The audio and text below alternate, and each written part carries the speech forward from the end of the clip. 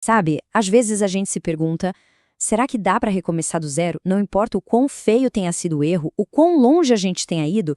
Pois é, hoje a gente vai mergulhar numa história que responde exatamente a essa pergunta há séculos. A parábola do filho pródigo. É uma história, olha, sobre escolhas que deram muito, muito errado, sobre o amor que simplesmente não faz sentido e, o mais incrível, sobre a chance de voltar para casa. E é essa a pergunta que fica, não é? O que leva alguém que aparentemente tem tudo a arriscar tudo? É aqui que a história começa a ficar complexa. Essa pergunta nos joga direto no meio do conflito que estava dentro do filho mais novo e prepara o terreno para uma decisão que, nossa, vai virar a vida dele de cabeça para baixo. Vamos tentar entender o que se passava na cabeça dele. Vamos lá, imagina a cena. Um lugar onde não falta absolutamente nada. Segurança, um nome de família, um futuro todo planeado, garantido. Essa era a vida do filho mais novo. Só que, no meio disso tudo, de toda essa abundância, tinha um vazio crescente por dentro, uma insatisfação. E é aqui que a gente começa a ver a raiz do problema. É aquele perigo de quando as coisas, os bens, começam a valer mais do que as pessoas, do que o relacionamento. Olha só esse pedido. Pai, dá-me a parte dos bens que me pertence. Parece simples, né? Mas o peso disso aqui é devastador. Isso não é só um jovem querendo a grana dele mais cedo. Naquela cultura, fazer esse pedido era a mesma coisa que dizer para o próprio pai na cara dele, para mim você já morreu. Pensa no impacto disso. É uma rejeição total, um corte violento com tudo, com a família, com a história dele. Então, o que é que estava acontecendo dentro da cabeça desse rapaz? Que tempestade era essa? Basicamente, a gente pode ver aqui os ingredientes de uma péssima decisão.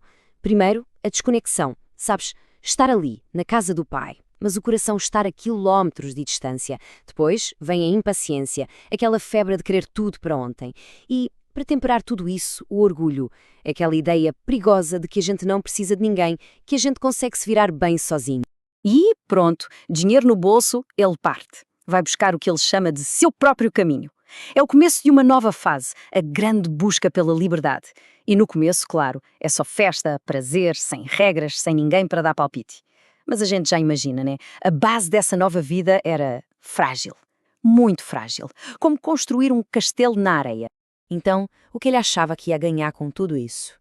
A lista de desejos era grande. E vamos ser sinceros, era bem tentadora, não era?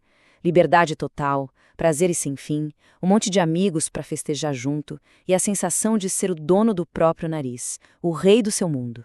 Na cabeça dele, era o plano perfeito para fugir daquela vida que ele achava tão chata e previsível. Só que a conta dessa tal liberdade chegou e foi caríssima. A gente não está falando só do dinheiro que acabou, não. O que ele perdeu foi muito mais profundo. Ele se perdeu.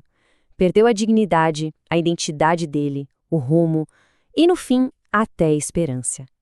A tal liberdade que ele tanto buscou virou a pior prisão que ele podia imaginar.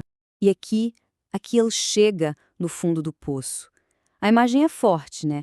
Ele, o filho de um homem rico, com tanta inveja dos porcos que desejava comer a comida deles.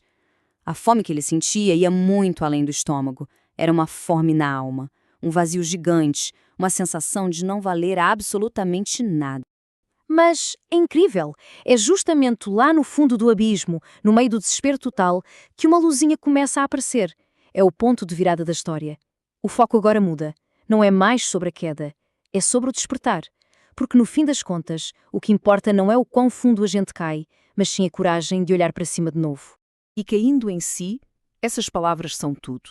Elas são o começo do fim do pesadelo. É como se a ficha finalmente caísse, a ilusão toda desaparece e ele enxerga a realidade nua e crua. E do que é que ele se lembra? Não é da riqueza, do luxo, é do pão que sobrava na casa do pai, até para os empregados. Foi essa lembrança, a da bondade do pai, que deu a ele uma faísca de esperança. Talvez dê para voltar. E essa queda de ficha não foi só ficar triste com pena de si mesmo, foi muito mais poderoso que isso. E aqui a gente precisa entender a diferença entre remorso e arrependimento. Remorso é só sentir pena de si, focar nas consequências ruins é passivo. Já o arrependimento é ativo, é decidir mudar de direção, é olhar para a causa do problema, assumir o erro e fazer alguma coisa. O rapaz não ficou só choramingando. Ele se levantou e começou a andar de volta. E agora, a gente chega no coração da história. A longa caminhada de volta para casa. Dá para imaginar o que é na cabeça dele, né? Um discurso todo ensaiado, pedindo perdão, se oferecendo para ser só um empregado. Ele devia estar esperando o pior. Uma bronca, um julgamento, talvez um pingo de pena. Mas o que ele encontrou no meio do caminho, isso ele nunca poderia ter imaginado. Prestem atenção em cada detalhe do que o pai faz. Ele vê o filho de longe. O que isso nos diz? Que ele estava esperando. Todos os dias ele olhava para a estrada. E o que ele sente? Compaixão. Não raiva, que seria o esperado, mas compaixão. E aí ele corre. Um homem importante, um patriarca, jamais correria em público, mas o amor não quer saber de protocolo. Ele não espera o filho terminar o discurso. O abraço vem antes de qualquer palavra. A graça chegou primeiro. E a reação do pai não é só tá tudo bem, tá perdoado. É muito mais. É uma restauração completa, total. Cada coisa que ele manda trazer tem um significado. A melhor roupa para cobrir a vergonha e devolver a honra. O anel para mostrar que ele ainda era da família, que tinha autoridade. E as sandálias. Esse detalhe é incrível. Escravos andavam descalços. Só os filhos usavam sandálias. Era o pai dizendo com todas as letras: você não é um servo, você é meu filho. Bem-vindo de volta. Certo, mas por que essa história com 2000 anos ainda mexe tanto com a gente hoje? É porque ela fala da gente, fala das nossas perdas, dos nossos erros e daquela necessidade que todo mundo tem de encontrar um amor que não desiste, sabe? Um lugar para voltar. Então, vamos tirar a limpo as lições que essa história tem para nós. Então, o que a gente aprende com tudo isso? Primeiro, as nossas escolhas são levadas a sério, mesmo aos piores. Segundo, se afastar de casa, da nossa origem, sempre vai trazer dor. Não tem jeito.